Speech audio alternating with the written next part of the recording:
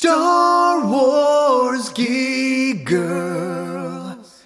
They're geek girls that like Star Wars. And sometimes cry. Hello, everyone, and welcome to Star Wars Geek Girl. I'm Zoe, and as usual, I'm here with Lizzie. Hello. And we are going to be talking about the Star Wars. Star Wars. There's many Star Wars today. There is. So we have an episode of Bad Batch to talk about, but first we're going to talk about some news that came out about Visions Volume 2. Volume 1 came out last year and was amazing. Mm-hmm. And they just announced the release date as well as the studios for Volume 2. So Volume 1 was I believe all Japanese studios. Yeah. It seemed like it. This time it's a lot of different studios from different countries around the world. 9 in total, I believe. I think last time was also 9. So it's very cool to see a wider multitude of perspectives on Star Wars. I'm very excited for. Mm-hmm. And it also comes out now on May the 4th. Will be Visions Volume 2. A perfect May the 4th gift for us. Yes. Very excited. So we have titles, studios, and directors for each one. We don't have, I think for Volume 1, they also had like the cast. When they announced, they also had like the cast and a little synopsis of each one. They don't have that here, but that's fine with me. Let me be surprised. So our first one is called Sith from El Kiri Studio, directed by Rodrigo Blas. So I looked up the studio and I found like nothing from it. So I assume it's a newer studio. But it was founded, I think, by this director, who is very experienced. He's worked with Stromboli Animation, Blue Sky, and Pixar. So he's worked on Finding Nemo, Ice Age, Incredibles, Ratatouille, WALL-E, as well as an Oscar-nominated short film, La Luna. And he worked with Guillermo del Toro to create Troll Hunters, which I think was a Netflix series. I have not seen it, but I've heard very good things. I've seen like clips. That's it. I know it has a very dedicated fandom. Yeah. So, yeah. Okay. Yeah. So it's 2021. It was founded. And the studio is in Madrid, so it's a Spanish studio. So very, very exciting stuff. Yeah. Which one are you most excited for? I only read the first one. Let's read them all. Let's talk about it. Okay. Hurry up. Okay. The second one is called Screecher's Reach, which is from Cartoon Saloon. Which Cartoon Saloon I have here is an Irish studio that created Song of the Sea, My Father's Dragon, and Puffin Rock. Full disclosure, haven't seen any of these. No, but I've heard trailers. I've heard very good things about Song of the Sea. I know I have a friend who really loves that movie. I'll watch it at some point, but I've heard that's a really incredible studio. And also, it's an Irish studio. My grandfather was Irish, so it'll be cool to see little Irish influences, little Celtic influence. And the director is Paul Young, who founded the studio. And he's an Oscar, Emmy, and BAFTA nominee. Pretty cool. The next one is In the Stars from the studio Punk Robot, directed by Gabriel Osorio. It's a Chilean studio, I think. Yes, behind Bear Story, which was the first Latin American animated short to win an Oscar. Ooh. As well as some other children's television shows, including Lipos. I'm going to butcher all these. I'm so sorry. Muele Charlita and Soccer Girls. Yeah, so very exciting stuff. This is a 3D animation studio, according to StarWars.com. So super cool stuff. I don't know if you can hear Freddie snoring. I can. He's putting his word in. He wants to be heard. Also here. I hope it's not terribly loud. Nah, it's cute. It's okay. It's ambiance. Mhm. I'm putting him to sleep. The next one is I Am Your Mother from Aardman, which is a British studio, which most people I think would know from Wallace and Gromit and Shaun the Sheep, which are both series I grew up watching and love very much. Especially Shaun the Sheep. I feel like it's not as famous as Wallace and Gromit, but Safi and I loved Shaun the Sheep. And the director is Magdalena Osinska. So she's directed some Wallace and Gromit. They do a lot of stop motion animation, so maybe this will be stop motion, but they have also done CGI and 2D, so I hope it's a stop motion. I know. I would love some stop motion Star Wars. Especially like in like the Wallace and Gromit style when they look so squishy. I love how squishy they look. I don't know why. Squishy and funky. Yes. Also, just stop motion is just so incredible as an art form. I do not have the patience. I have so much respect for anyone who's done any stop motion. I mean, I've done like a little bit, but only short ones for school projects. Like anyone who works on stop motion is like, I consider myself a patient person, but I'm not that patient. So much respect for that. We also have Journey to the Dark Head from Studio Mer, which is a Korean studio, directed by Hyung-jun Park. Who's worked on projects including Dota Dragon's Blood and Book 3, Lookism, and that's what the director's worked on. And this studio has worked on Legend of Korra, Kipo and the Age of Wonder Beast, and the newer movie Batman and Superman: Battle of the Super Sons. Yeah, they've done a lot of Batman stuff. Yes, they've done a lot. Studio Mer has an incredible filmography.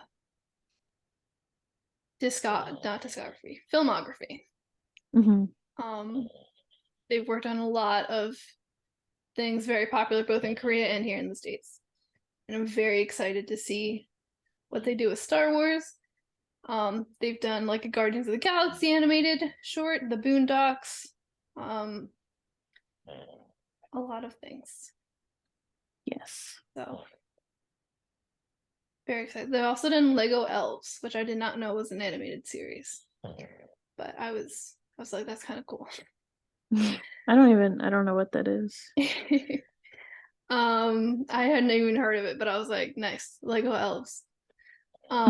There's also another short called The Spy Dancer from Studio La Cachette, which is a French studio directed by Julian Shang.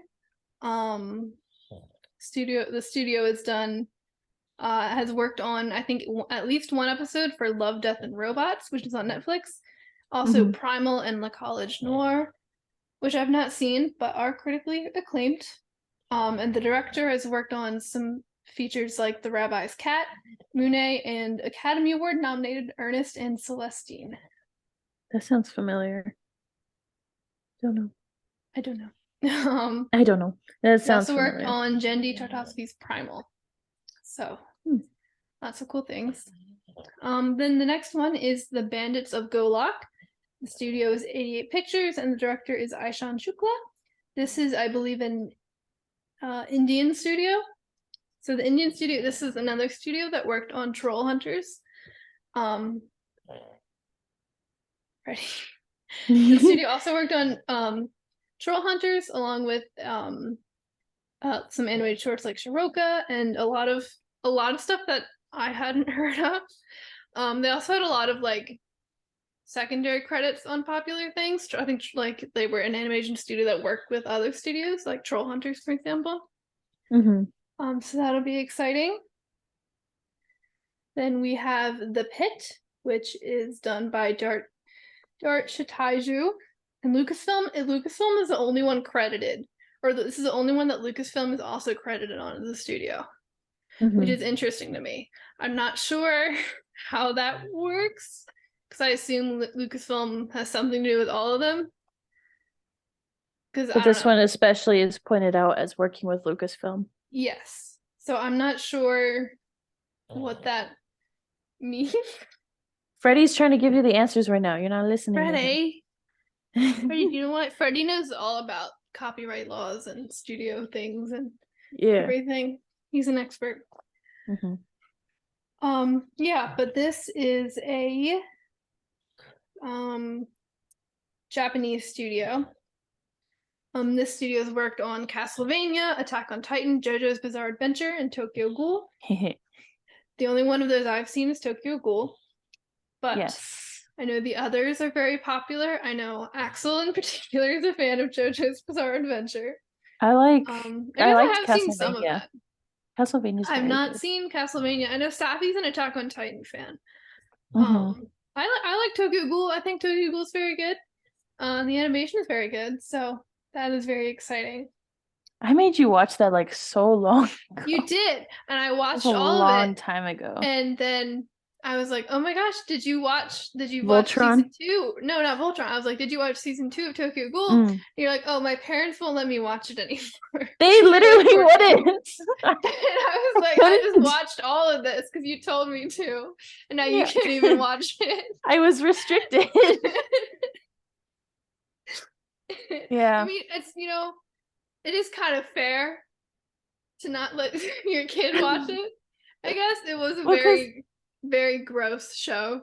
Yeah. Like I watched the first season and then I was like, man, I can't wait for the second season. And my dad was like, I'm gonna look at this real quick and like check the reviews and like the ratings. And I guess there's like a website for parents but like there's a website specifically for parents that is like, hey, don't let your kid watch this. Hey, this has stuff if you don't allow your kid to I watch forget what that website's, but I use that website when I'm like, is this gonna have something that'll like squick me out? So I forget. Common Sense Media, I think is it. Yeah, honestly, my parents probably would have done the same thing, but I just binged it before saying anything. Yeah. I don't know if did they make another season? I only watched the first 2. I don't know if they've made more seasons. I think it's just the 2. That's the 2. Huh, interesting. Yeah, well, they've done that.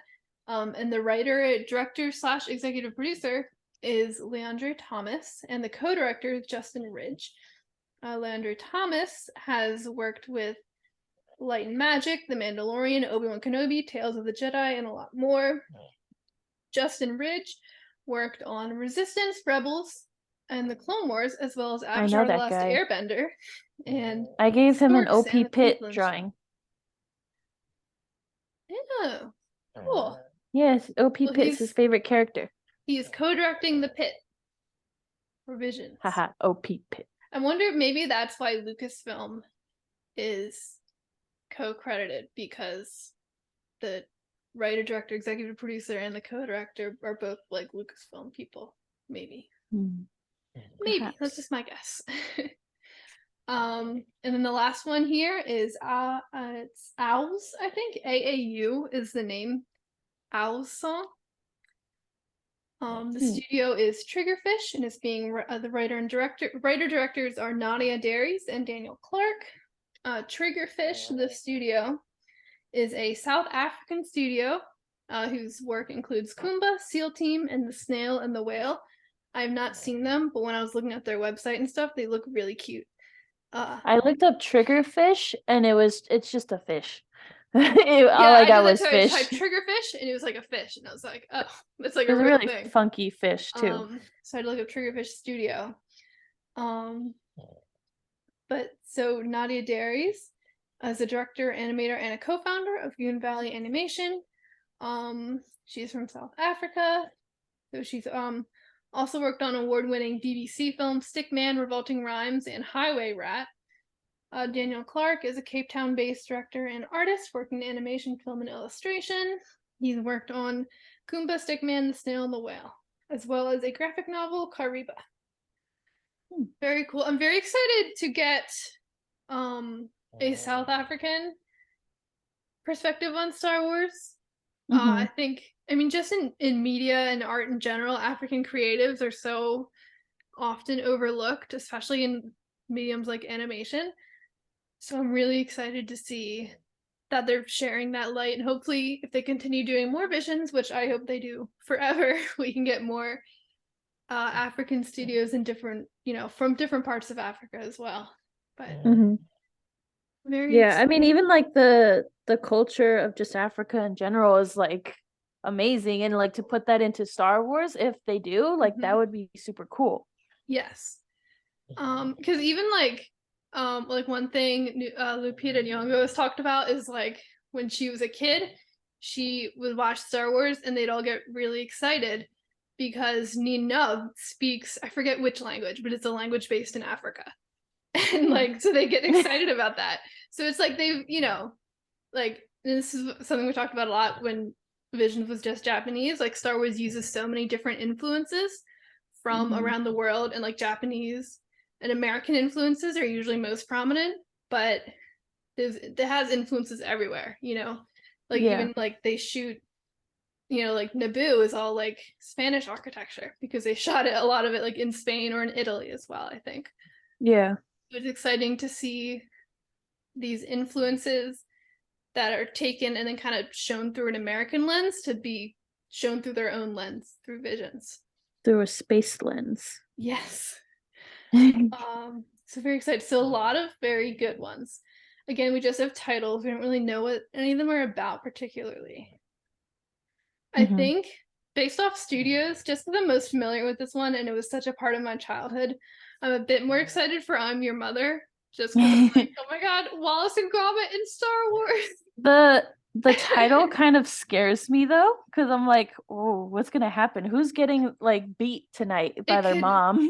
It's like it could go either like it could be funny. I feel like it could be like funny, like almost like not like a parody, like not like Robot Chicken Star Wars, but like a bit like more funny and lighthearted, or it could be like devastating. Yeah. Or it could be like, hey, I'm your mom, like you're no longer an orphan, or like, how dare you?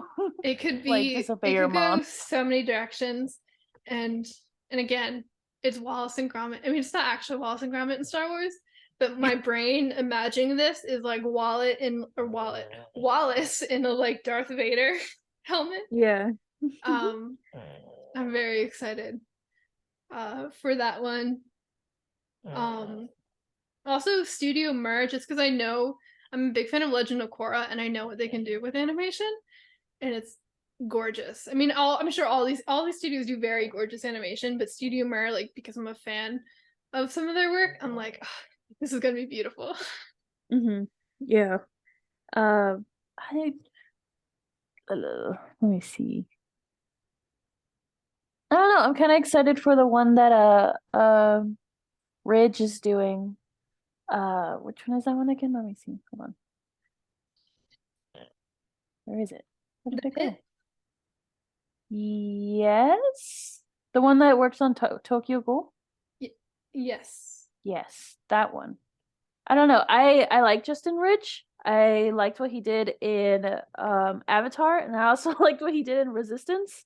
So I think he can do something really good. He did a lot of episodes, which is funny because I looked it up like a while back, and he worked on a lot of the episodes where Momo, like the monkey, like has like his like times alone, like he directed those parts. That's amazing.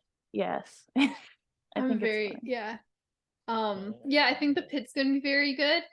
My only thing, this isn't like a bad thing, but because it's two people who like have worked on like canon Star Wars, I think I'm just personally for Visions a little more excited for like the different kind of Star Wars. Does that make sense? But I'm very excited for all of them. I think they're very exciting. I think Owl's Song could be really good because it's based on a quick look at like Trigger Pitch's website. A lot of their work uses animals.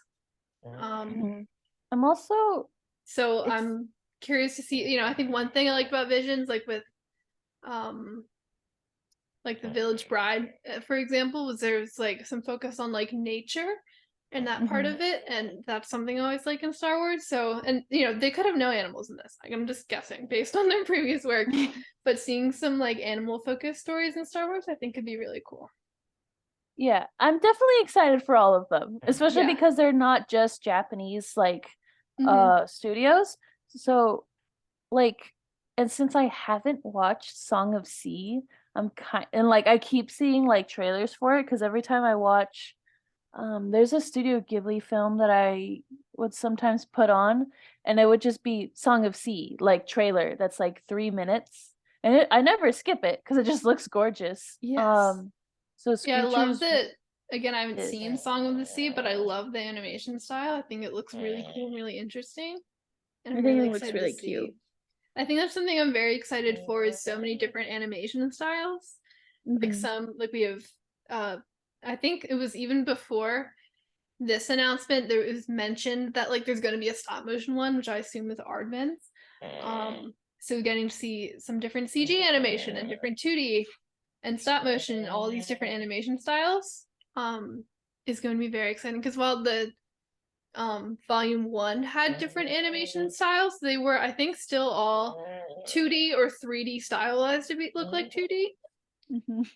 um Sorry, Freddie. Freddie. Freddie. So funky. um and so they were, while they were visually different, there's still a lot of them were fairly similar, and so getting to see so many different styles is very exciting. And especially because I for the past, well, I mean, since Resistance ended, with the exception of Visions, all animated Star Wars has been the same style. They've been doing the Clone Wars style, which is beautiful, but I'm excited to look at some variation. Yeah. I think that's one of the cool things about animation is you can have two projects that look totally different from each other. Um, and I'm really Yeah. excited to And just a see different that in story Visions. as well. Yes. Having different stories, like a breath of fresh air almost, like away Yes. from the Skywalker drama or like just the Empire or First Order. Like it's just fresh, Right. whatever And these it's people want to portray. and without as much a worry for like, oh, is this canon, and like fitting it in, like just being able to do whatever they want. Which to me, honestly, I fit a lot of the visions from Volume 1. I fit those in canon. I think a lot of them can work pretty well in canon. It's a big galaxy, so Yeah, it's a big galaxy, and time, if it's yeah. thousands of years before, like, or thousands of years after, um Especially because they don't use a lot of like characters like from the Star yeah, Wars, I think with the Volume exception of 1, like Boba Fett. I think Tatooine Rhapsody was the only one with pre-established characters in Volume 1, I think. So you had Boba and Jabba and a few other, I think like Bib Fortuna was standing there. Yeah. um Which one was your favorite from the first season? Definitely the Village Bride, Okay, that's what I figured. personally. I love that one. Yes. And I'm excited for more. I hope we also got a beautiful novel, Ronin, based off of the duel, which since the novel comes out, I always accidentally call Ronin. I'm like, yeah, like the Ronin one in Visions. Like, oh. Yeah. Whoops. So hopefully we get a novel or two out of some of these. Because I don't know. I'm very excited. Yes. Really for all of them. Screecher, like even the titles, like some are like, oh, Sith in the stars. I But think like I really like the Screecher's- I Am Your Mother like title. Yes. No, that's a great title. But also like Screecher's Reach. Like what does that mean? Or like Journey to the Dark Head, the Bandits of Golak. What's Golak? There's so many things. Although Golak kind of reminds me of the Ewoks animated series. Because everything was like you have like the Ewoks and the Duloks and like all these different things. That's what that reminds me. I'm sure it's not connected at all. I'm sure it's just a name. We'll see. Although if you ever find yourself being a little too like serious about Star Wars, just go on the like Wikipedia page for the Ewok series and read through the names of things. Be like, oh yeah, this is a little silly. It's a little silly Star Wars time. That's okay.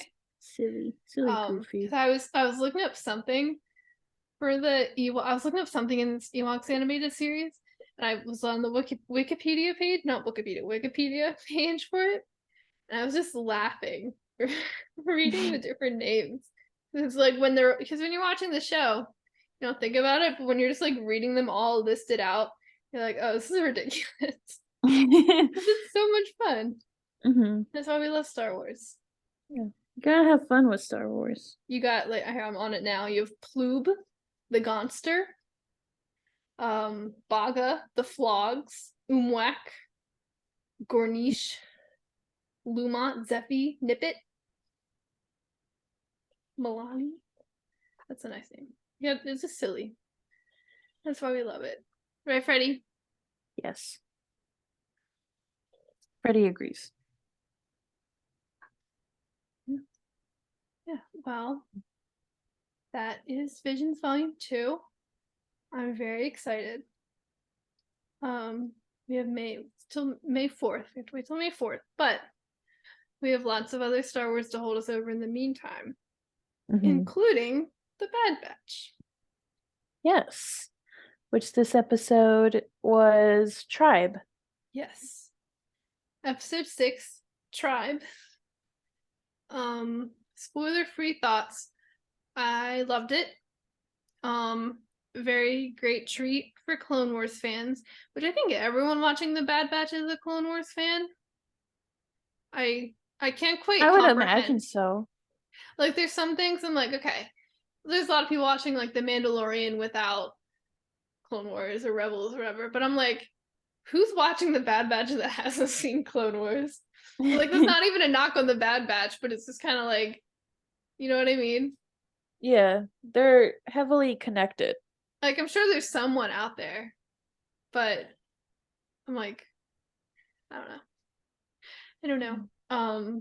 Yeah, very good episode for Clone Wars fan.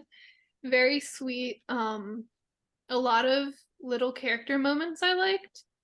We're starting to see some growth. We're starting to see, I think some of the themes are really pulling together as we go on.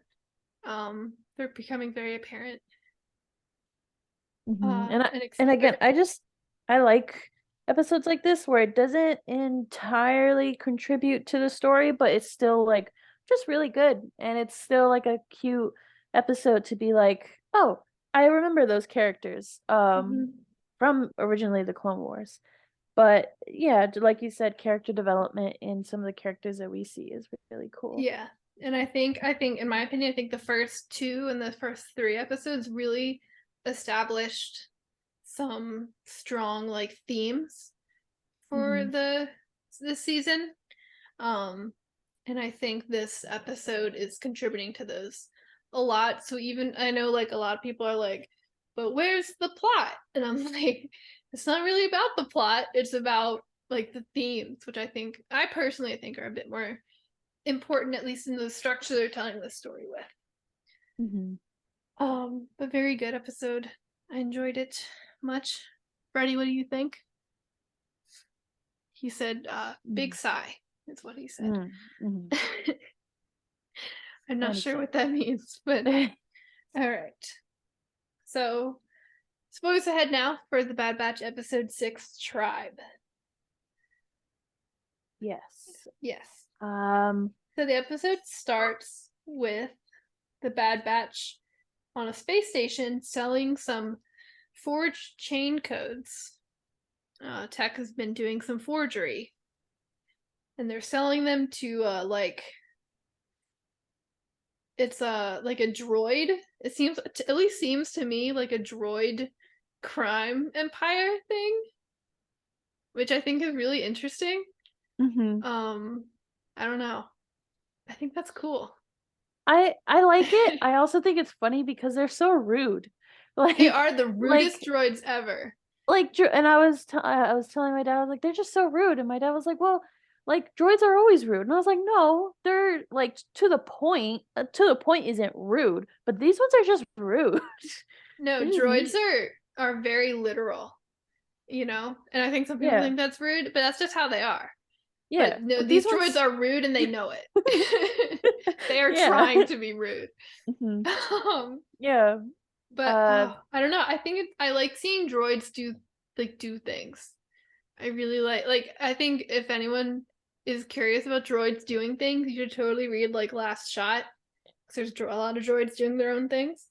It's also really messed up, but it's super cool. I don't know. I just like droids being like, we're gonna do our thing. I know there was like, oh, you know what? I wonder, there's like a droid crime empire in one of the Solo prequel novels. Most Wanted, it was. There's one of those. Wonder if it's connected. I don't know. I like it when droids are like doing droid things. No organics allowed, right, Freddie? Freddie, you gotta talk. It's a podcast. Come on, Freddie. Keep it up. Come on, Fred. He had a pup cup. He's a little sleepy. He tired himself out. Takes a lot of energy. You gave him a reward before he podcasted. I know. Spoiled baby. He's so spoiled. He's the most spoiled dog. He gets whatever he wants all the time. Yeah. But the droids, they're trying to make a trade with Bad Batch. It's like the codes that they use for getting into, like, I don't know, like, because the Empire is starting to enforce like having codes on you. They have codes. They have so many codes for everything you do. Who knows what these chain codes are for? It could be for like ship passage, people passage. I think it's people, but I have no idea. But I think it's funny because Tech was like, I made these myself. I know they work. And the droid's like, anyway, double check them. Yeah. See, droid, if you're so unsure of an organic's ability to make train codes, then why aren't you just making them? That's what I don't get. Yeah, exactly. But so it's like Hunter, Wrecker, and Tech are the ones talking to the droids, and Echo and Omega, they're like, okay, Omega, stay on the ship. It's like, well, we know what's gonna happen now. Yeah. Well, you said that. She stays with Echo, I'm pretty sure, right? Yes, G and Echo are there. Omega hears something and goes to look, and she finds two droids poking a poor Wookiee.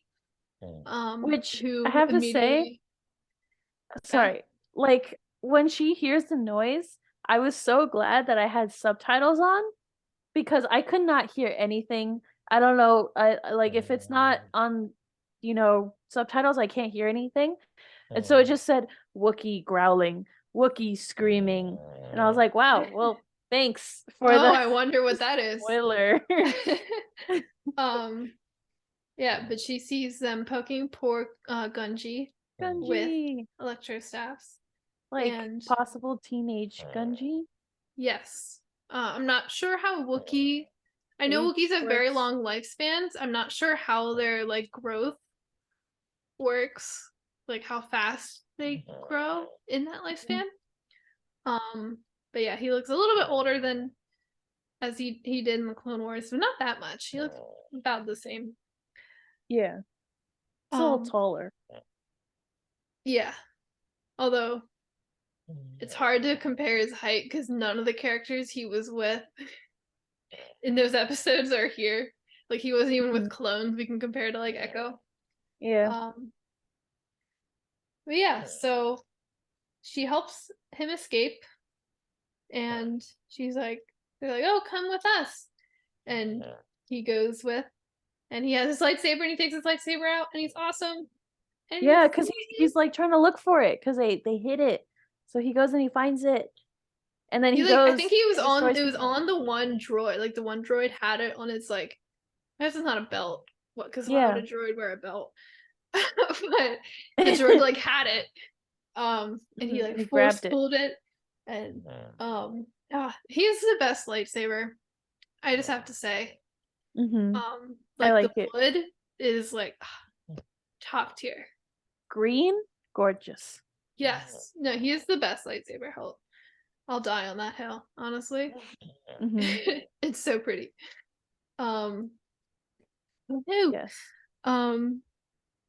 Yes, and so obviously the clones like, oh, this is a Jedi, so they pretty immediately know, like, okay, he escaped Order 66, like he's in trouble, like, and probably also scared of us. Yes, because Gunji's as soon as he sees I think it's Hunter's face he saw first, Hunter or Echo, and he immediately is like, he almost shuts down, but he's kind of in a position where he's like, okay, either I stay with these droids that were poking me or I go with these weird clones.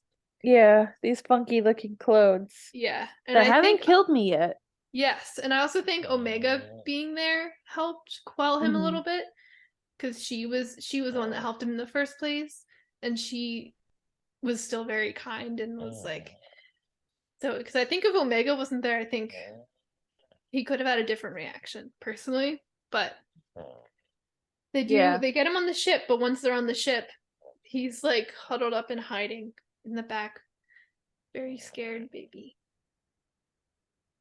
Yeah, I like that, Omega gives him a tray of food. I don't know what that food was, but it was just cylinders. Like they were all reminds me cylindrical. of in the Clone Wars, the clones eat little like cylinders in a couple episodes.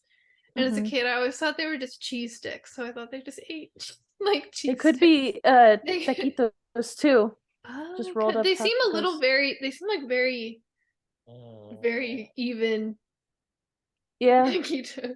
I guess like giant cheese stick, because there was like a really big one in there, I think, if I remember. It's just all different flavors of cheese. That's yeah, all it's a charcuterie board. All clones eat is cheese. They're the least lactose intolerant people you'll ever find. Yeah.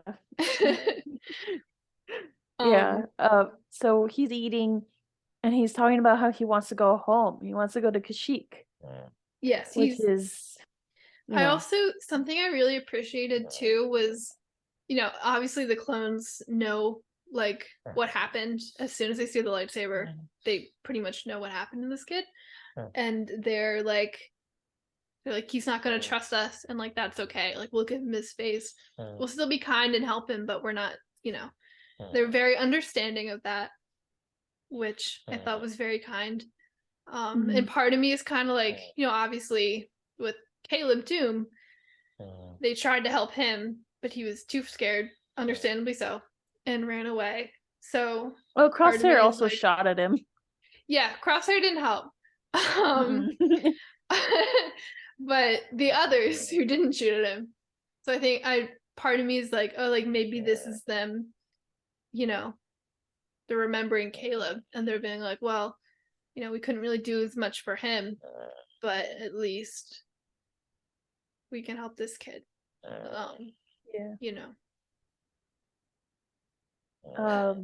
Yeah, sad. But we also kind of know what's going on in Kashyyyk at this point. Yeah, kind of getting destroyed. Yeah, this is not still cool. Pretty early into the Empire's reign. So it's not fully like it is by like Solo or Rebels, where like all the Wookiees are enslaved. Even we're not even at Jedi Fallen Order yet, when everything is like on fire. Yeah, but it's more so we know what's gonna happen. Yeah, well, and we know we're in the process of that. But they get to Kashyyyk, and they're looking. Gunji saw a village in his vision, and so they go to that village, but it is gone. Sadly. Yeah. There's also creepy spider things. Yes. Sorry, Freddy. I know, Freddy. You're so loud. Where is he? Will come up. He's right next to me. Okay. No, he's not like across the room. Okay. He's right next to me. Because see, I'm sitting on the couch, and if I'm on the couch and don't let him come on the couch, he'll cry. And he is spoiled, so. Yeah. But yeah, there's the spider things, and Gunji, like they're ready to shoot them, but Gunji is like, no. If we don't touch them, they'll be cool with us. Don't mess with them. As someone who's played Jedi Fallen Order, though, I must say, in that game, the Wookiee or the Kashyyyk fauna are not that kind.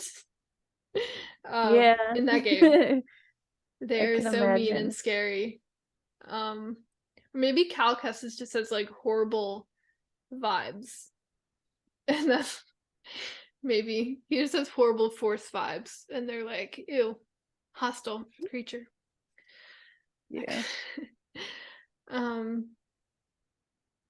Yeah, but they find the destroyed village, and Gunji's very sad because he was taken from Kashyyyk to the Jedi Temple as a baby. So he has only his dreams of Kashyyyk, really.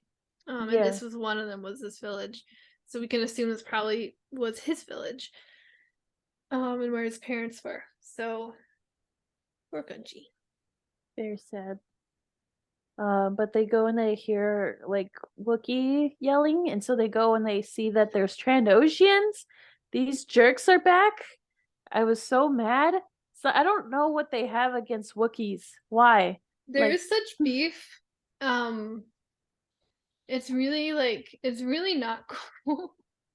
No. And like I don't know everything, but just like based on like what I've read, I really can't find like any reason why the Wookiees, like if the Wookiees did anything to the Trandoshans. Like it really just seems like the Trandoshans are like, I'm gonna get some fur. Like really, like I cannot find anything on the Wookiee side except for what Wookiees being mean to Trandoshans after I'm getting sure hunted all the time. Yeah, that's what I figured. I was like, yeah, they're probably mad. No, I mean, all the time. of course, Wookiees have very understandable beef with Trandoshans, and I'm sure that like perpetuates this cycle where like a Trandoshan's like, well, Wookiees are mean to me, like over generations. But like I can't find like any like everything is always just like Trandoshans like to hunt Wookiees, and Wookiees don't like to be hunted. It's like obviously. I don't think I would like to be hunted. No, even lately when I'm on Overwatch and I'm playing Widow, it's hard. It's not even hard to play Widow to just get shots. Even if I don't kill anyone, they all target me. They just see that line and they're like, I know. It's like, listen, I'm not that good. Like, yeah, like I can't kill you. Don't worry. Like I'm just like, leave me alone. That, or if you play like half the time playing support anymore. Yeah. People are like, oh, you're healing, like, and it's a good obviously it's a good strategy, but it's like I teleport to an ally as Kiriko and they're like, oh, you have chosen death. Like, yeah. Yeah, or it's even if I'm like by myself, I could be like just like leaving spawn and they just like see me and I'm like, I'm not even healing anyone over here. Like there's no one to heal. It's hard. But yeah, basically Wookiees to Trandoshians. So yeah, and there's like a Wookiee, there's Trandoshans and they have a like Wookiee prisoner that they're being mean to. And Gunji pulls out his lightsaber and they have like tanks. They have like old separatist tanks, which is cool. I don't know. I mean, it's not cool. I don't know. I like seeing like stuff being repurposed. How did Hunter know? Because they float. He well, he has his like electromagnetic whatever thing. Right? I don't know. That's why I'm asking. No, like, how did he know? Isn't his tracking like electromagnetic or something like that? Not electromagnetic. I don't know what it is. Like, I don't know. I just like he said it, and I was like, those things float. Bro just those knows. Things are floating. He just knows. You can smell it. Yes. Yeah. Unless like maybe like when they float and they're like, because they float by like pushing, like they're pushing air or whatever, like down onto the ground. It's like there's a track of like not necessarily like wheels going over, but like they're floaty pads. You know what I mean? Yeah. No, I don't know how that works. I'm just guessing. Yeah, so they fight the Trandoshans with tanks and free the Wookiees. I think it's just one Wookiee, but they free the Wookiee and the Wookiee. Oh, you know what else happens? A fire gets started from the fight, from like the blasters and stuff. Yes. Like, oh, we got to put out this fire, and I was like, that always happens in Star Wars. There's a battle, and they're in the woods, and then there's fire everywhere. And then no one is ever like worries about the forest fire. Like I really appreciated that. I always think that Hi, Freddie. Yeah, because they were like, grab all the shovels. Like, where did they get the shovels, first of all? Second of all, like, whatever. But like, they just had a bunch of shovels in their Hey, they probably needed to like dig out if their tank gets stuck or something. Maybe, I guess. I don't know. I was thinking about that when I play Battlefront 2 in the story mode and you're on Endor and there's fire everywhere. I'm like, well, someone's got to put this out. Like, it's like this whole planet's a forest. You're gonna burn like everything down. Yeah. So I was like, good on you for like acknowledging that. No forest fires on Kashyyyk, please. They need Smokey the Bear in Star Wars. Yeah. There's one, I don't remember what country it is, but they also have like a Smokey the Bear, but it's not a bear, it's a frog. Smokey the Frog? I don't know. It's I don't know what country it is. Maybe but maybe they have like a Smokey the Wookiee and like a Smokey the Ewok. Like every foresty planet has its own like Smokey thing. Yeah. Smokey, no, that's not it. That's just an actual frog. Smokey jungle frog. I don't know. I'm gonna Google it now. Fire prevention frog. That came up. Oh, here, 6 different vintage forest fire prevention characters. Oh. We got Smokey Bear.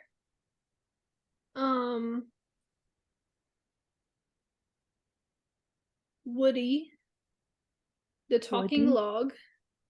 Oh, interesting. I mean, a wood log would have vested interest in not preventing forest fires. Experience. Yeah. The firewolf. There's the firewolf. Cal Green. I don't know what that is. Gooberif. He's just a guy. Just a guy. A firebug. Joe like Beaver. A lightning bug? I think. Joe Beaver. Oh, that's a great name. Joe Beaver. I love that. There's no frog here. I don't see it. I don't know. It was like a joke that some comedian made because he was like, they have this. That's funky. I was like, I guess that is funky. The frog? Smackle the frog. Is he a forest preventing thingy guy? Oh, apparently it's not true. It's Smacky the frog. Sorry, Smacky the frog. Yeah, that makes me sad. The joke was a lie. You were lied to by this comedian. I was lied to by Mitch Hedberg himself. Come on, Mitch. Yeah. Jeez. Anyway, Smacky the frog should exist. Yes. But yeah, they should have a fire prevention mascots in Star Wars. Absolutely. Honestly, one of those weird spiders on Kashyyyk could be like, don't tread on me. That's not fire prevention. No, but it could be for the spider. Just put that on there. Yeah. Absolutely. What are you doing, Freddie? You sitting up. You have something to say? No? No. Nothing to say. Nothing to say? He sneezed. Wow. That's all. Come on, Freddie. Pull your weight around. But this Wookiee, after they stop the fire, he takes them to the Wookiee village. They have these awesome like cat things that they ride. They're like huge cats, and I love them. Oh yeah, it's like cat/monkey looking, and they're different colors. Yes, they're really cool. I really love them a lot. They were great. They were like, Freddie, are you going to get water? What do you want? Oh my goodness. Yeah, just from a quick Google, Dave Filoni designed them for an episode of the Clone Wars that did not get made that would have taken place in Kashyyyk. And this original Dave Filoni sketch, they look more like a baboon than a cat. Yeah. But actually, this is really funny. George Lucas did not like the creature's head in the initial sketch, So Filoni covered it with a Post-it note and drew a second face that Lucas approved. That's really funny, actually. Yeah. Just put a Post-it note over and redraw it. That's so cute. But yeah, then they head back to like another village, I guess. Yes. Like the village another that has area. not been destroyed. Yeah, and there's a grandma Wookiee. I think she's very cute. Her name's Yana. Yes. Also in this episode, we learn that Hunter and Wrecker speak Shariwook, which I mean, Tech also has this little translation I think thing. But yeah, they understand Shriwook. well, Hunter understands it. I think Wrecker was like using it. I think in, so like, the too. one scene. I think I would I would get that. I mean, even in like Sabine's little art book, she says like, yeah, I understand Shriwook, but like I can't speak it because it's rough on your throat. So well, even in Solo, Han does it a little bit too. Yeah. When he first meets Chewie. So yeah, I think it's funny. Yeah, but honestly, it was very cool. So Hunter understands it, Wrecker understands and speaks it, and then Tekka uses the little screen thing. Which was very cool. I really like that Wrecker spoke it. I'm not sure why. I was just like such a fan of that. I don't know. I feel like Wrecker is so often dismissed. It's like, oh, he's the dumb guy, but he's very intelligent in different areas. It's also just like I don't know. I just like the appreciation of the culture here, especially when they give him soup. He's like, yeah, I'll take it. Give me that. Like, did you think it was soup or like a drink? I think it was like a drink. Okay. Because my dad also thinks it was soup. a drink.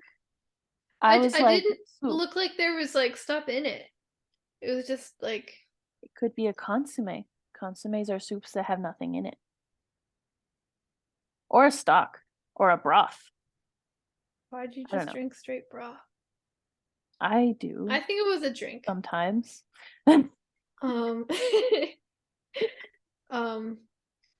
Yeah. So Hunter explains to them, he's like he doesn't know what village he's from really. But they just want to bring him home, and he's like, we're helping him, like we're not just helping him because he's a Jedi, we're helping him because he's a child in trouble. Which I thought was very sweet. Yeah. Also the some clones as well as some Trandoshans find the like damaged tanks and stuff from their battle and see lightsaber marks.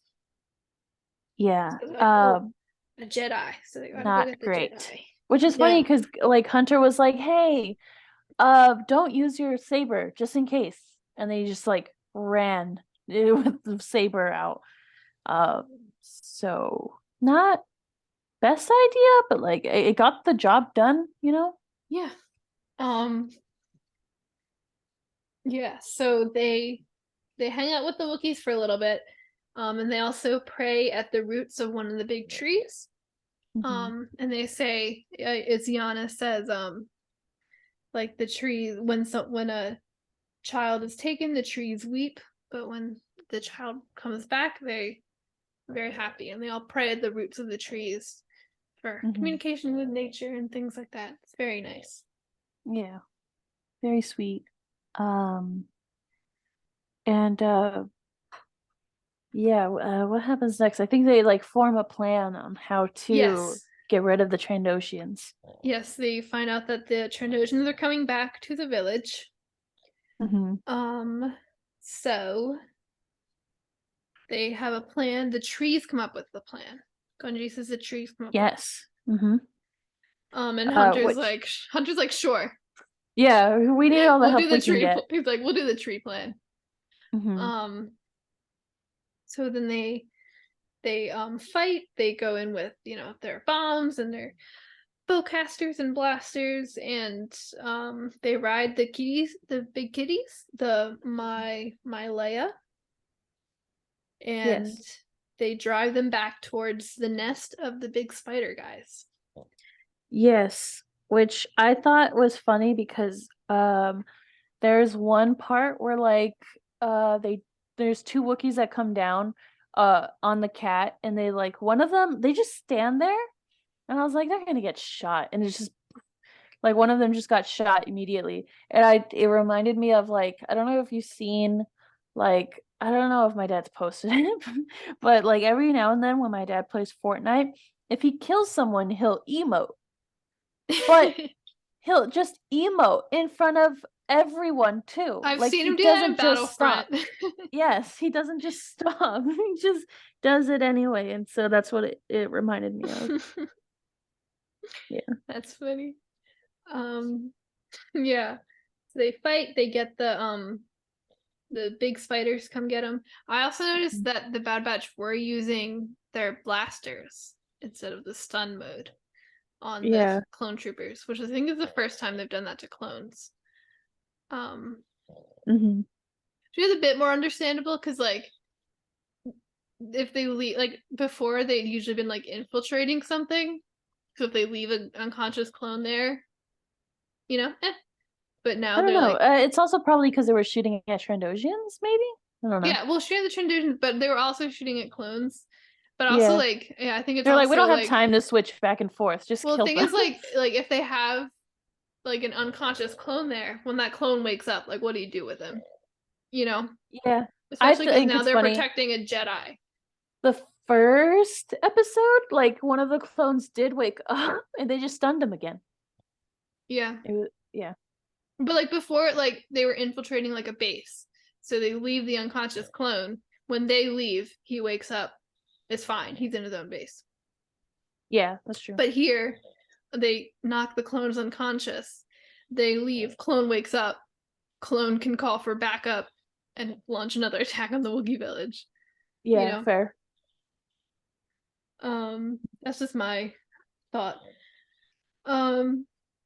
Yeah, so then the like big bad leader Trandoshan gets in a fight with Gunji. And they're fighting, and he used like a flamethrower, and they have like he makes like a flamethrower circle. Yeah, which was not a good idea. No. He really, because Gunji was jumping around in the tree. I guess Trandoshans are also pretty jumpy. Yeah, but like Gunji's like jumping around the tree. It's like you're keeping yourself in more than you're keeping Gunji. Yeah, and one of the spiders comes down while Gunji has his lightsaber out. Which how do they know that a lightsaber is a weapon? How do they know? I don't know. How do they know? Maybe it's just like the anger or something that Gunji had in him. Yeah. I don't know. Maybe because he turns it off and he like calms down. So maybe that. Maybe. So yeah, which is funny because the Trandoshians, I guess they're just always angry. So and they were like the spiders were like crab like almost because they just had like these little like claws, like these little like almost crab like claws, and they were just poking the Trandoshan, just poking them. Yes, and over. they like take him away and like presumably like eat him. Yeah, that was a little scary. And so Omega and Genji and the others help to clear out his fire. And they go back to the village. Grab the shovels. Yes, and the first time when they were drinking the soup drink, Wrecker was like, "Yeah, let's do it." And Echo was like, "Absolutely not, no thanks." But then when they come back and drink more, Echo's drinking it up with them. Yes, very nice. Very nice. And then Gunji is showing Omega how to meditate with the tree, which is very sweet. Yeah. And then Hunter and Yana have, and this is what I was talking about earlier about like really working on the themes of the season. Hunter and Yana have a conversation, and Hunter is saying like, like they're just kids, but like they don't get to be. Yeah. And things like that.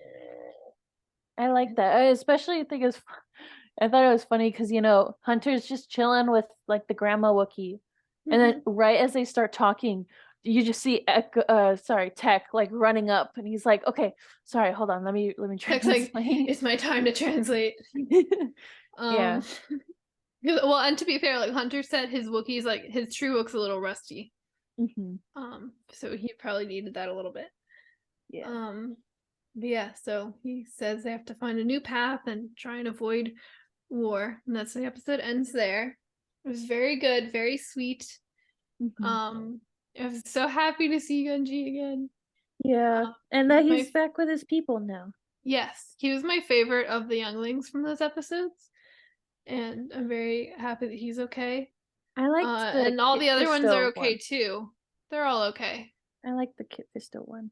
He's cool too. They're all okay though. They're mostly all fine. because he's voiced by Michelangelo. So yeah, it was very, very cool to see that. I don't know. I don't think Gunji ever got to be a Padawan. I think he was still a youngling. No, probably not. Poor baby. Or maybe he was and they just didn't mention it. They just, just kind of died. They probably just died in the...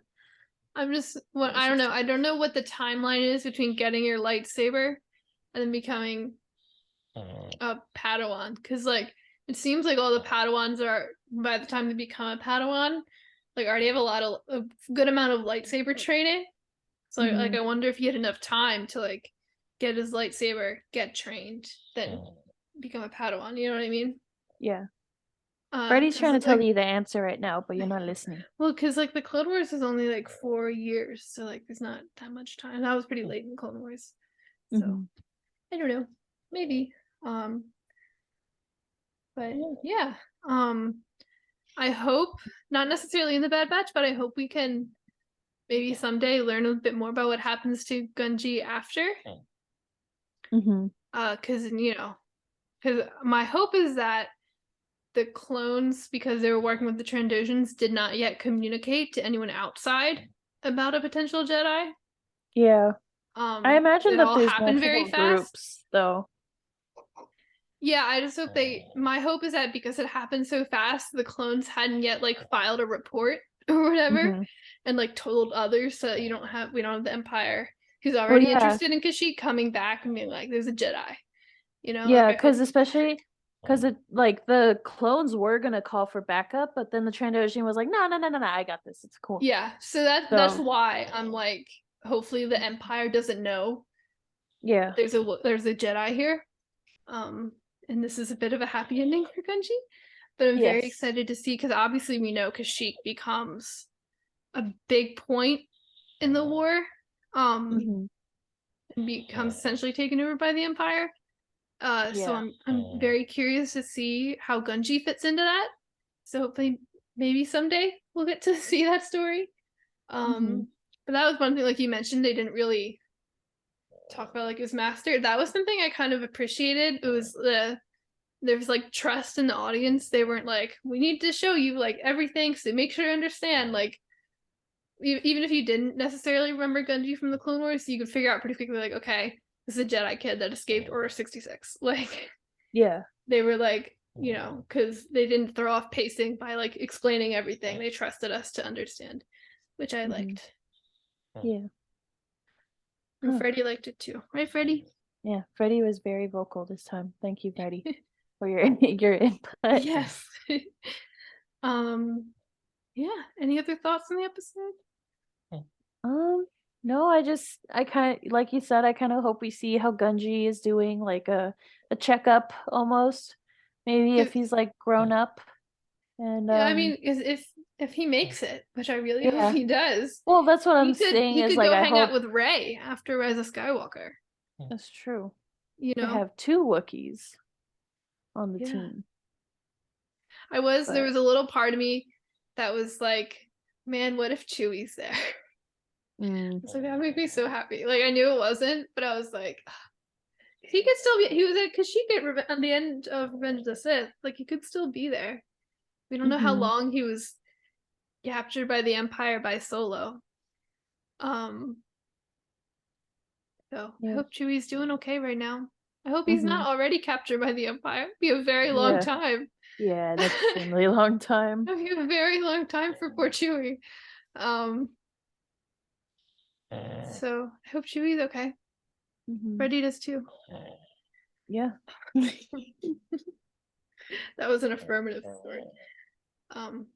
I speak Cherie Pug.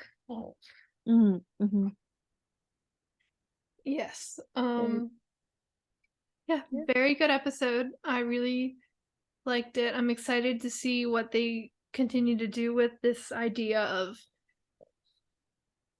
shielding Omega from the war and finding a place in the galaxy in such a contentious time. I'm really excited to see where that idea goes and how it applies differently to different characters.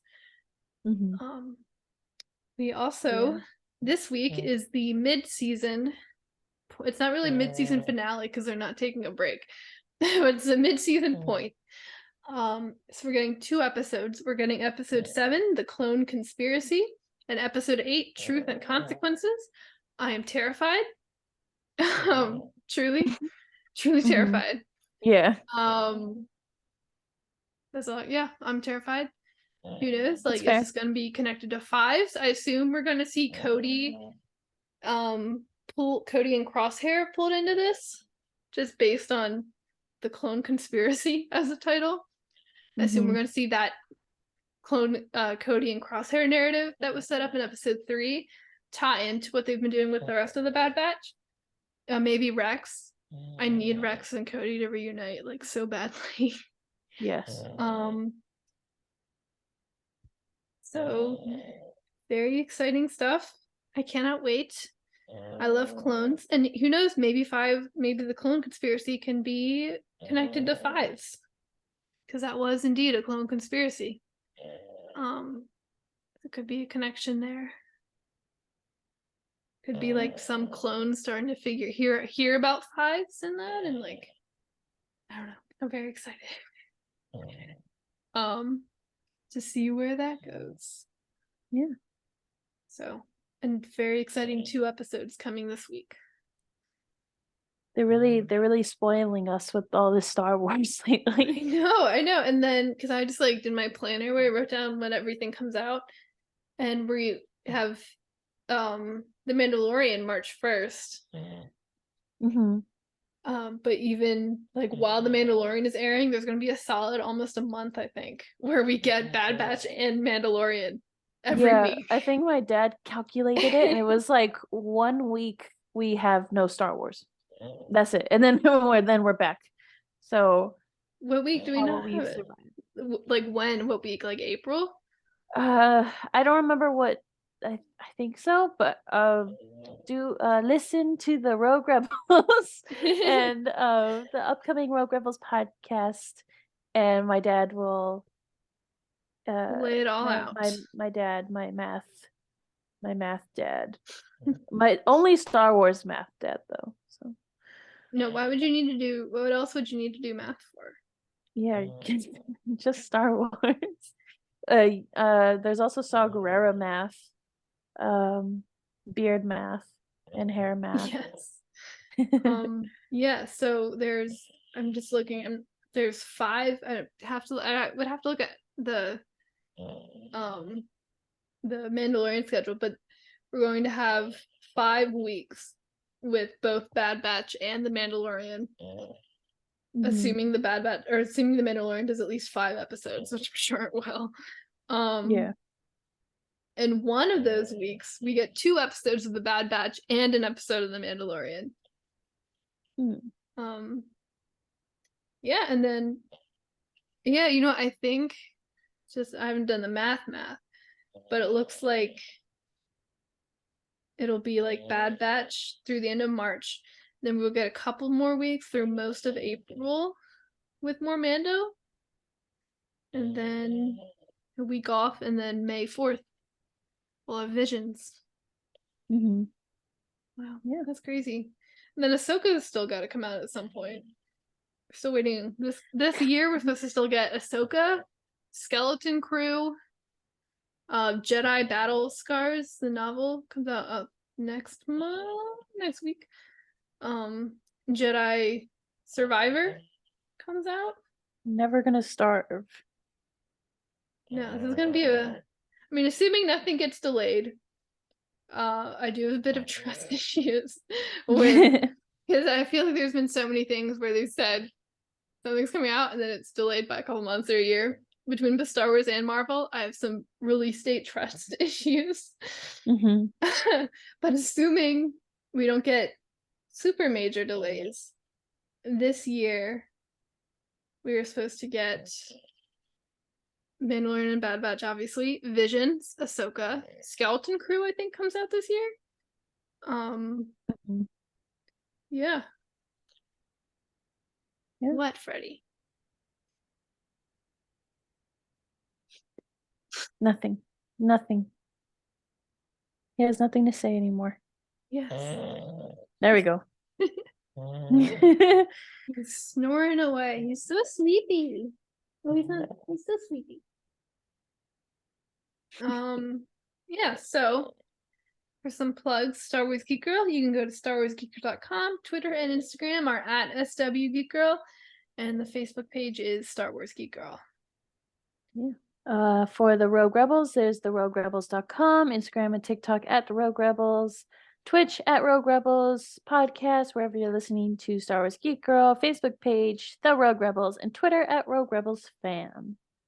Yes, I would also like to plug the Georgies, which is an awards show my dad's podcast as well as a few of his friends' podcasts are doing for Star Wars Podcast Day on February 7th. And they're doing some awards. I'm not sure what the awards are. I'm sure they're quite silly. But it's called the Georgies. So yes. I made a little Star Wars Geek Girl commercial to air during the Georgies. So that will also be there. And yeah, just Star Wars Podcast Day is February 7th. My dad and I recorded a little podcast, just like a very short, like 15-minute one, just to put up for Star Wars Podcast Day. So very exciting stuff. Yeah. Well, that was it. Thank you so much for listening. I was Zoe. I was Lizzy. And Freddie was Freddie. Freddie was definitely Freddie on the podcast. May the force be with you, and goodbye. Goodbye. Star Wars Geek Girls. They're geek girls that like Star Wars. And sometimes cry.